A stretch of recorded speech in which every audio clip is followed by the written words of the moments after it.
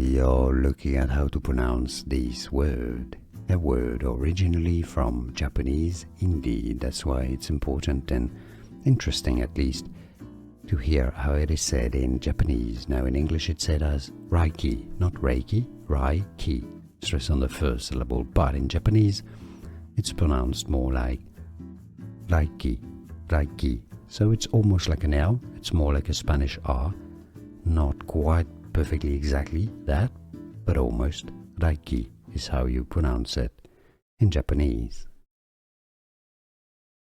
We are looking at how to pronounce this word, a word originally from Japanese. Indeed, that's why it's important and interesting at least to hear how it is said in Japanese. Now in English it's said as Reiki, not Reiki, Reiki.